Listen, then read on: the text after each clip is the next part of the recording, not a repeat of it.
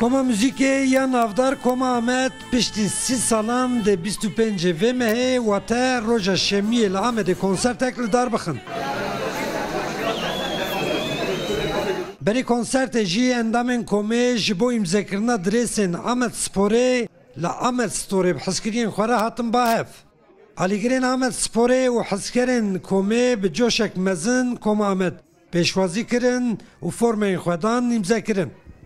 Evare roj derenge si xwar bû serkerenge. Xulama bejna şenge yek ji stranên herî xweşiyê Koma Ahmet bûn ku di êvarek weke wan êvaran da niha li Amedê bi hezkiriyên xwe re hatine bahevdû formeyên Amed Sporê îmze dikin.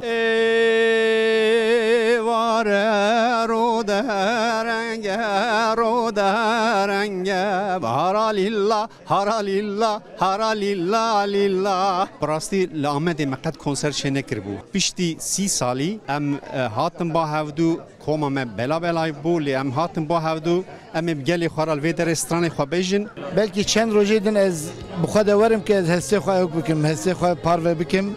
Mirov nizane şi bi min bawer nedikir ev roj were. Hêvî dikim ku carekî din bira kesek dûrî welatê xwe nemîne, bira hesretê welatê xwe nekişîne, hesreta aha xwe nekişîne, Amed ji bo me pir giring e. Hûn jî dibînin kelecenekî mezin e 30 sala Koma Ahmet ava bûye lê cara yekemîn em hemî endamê Koma Ahmet tên Amedê. û sibêna dîst be konsertekê heye ji bo pêşwazîkirina gelê me ya Amedê şaredarî her kesî ra zor zor spas dikin. Navê vê zaroka piçûk a formaya Amed Sporê li xwe kiriye û li benda îmzekirinê ye êvar e. Êvar jî yek ji strana herî navdar a Koma Amedê ku malbatên navê wê stranê li zaroka xwe kirine û ji bo konsertê jî ji Hollanda hatine Amedê. Navê li konsera Koma Ahmet li Parîsê piştî 29 sal şunda konser dabûn li Parîsê. Em navê li wê derê danîn. Dema tu çi bu konsertê hê êvar tune bû. Te çi konserta me guhdar kir te biryar da ku navê zaroka te çi ve te xê êvar. Te zanî ku keçik e te êvar danî? Belê. Eger lawîn jî ba te dîsa. Dîsa jî êvar bû. Em ji wan gelek hez dikin.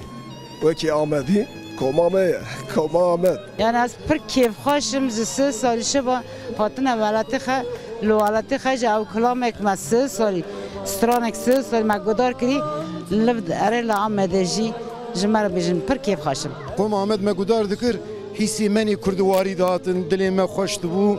Gelekî kêfxweş dibûn yani bu müzikê Koma Ahmet ra. Koma Ahmet zaroktiya min îfade dike, ciwantiya min îfade dike. Em bi stranên wan mezin bûn. Em gelek hestê warin piştî 30 salan Koma Ahmet hatiye Amedê. Kulîlkên azadiyê hatine li vir em pir kêfxweş bûn. 30 sal şûnva hatina Koma Ahmet ya ji bo konsertek li Amedê ji aliyê şaredariya bajarê mezin ya Amedê û şaredariya peyasê ve hatiye rêxistin. û em dibêjin ku înşallah ev pêvajoya aşîtî û aramiyê bibe sebeb ku hemû hunermendê me berê xwe bidin war welatê xwe. Koma Ahmeda ku bi stranên xwe di dilên milyonan Kurdî da deng vedebûn di roja şemiyê li qada Newrozê di demjimêr 19 da derkevin ser dike û stranên xwe yên herî xweş rastê rast bigihînin guhên hezkerên xwe. Abdulselam Akincê Rûda Amed.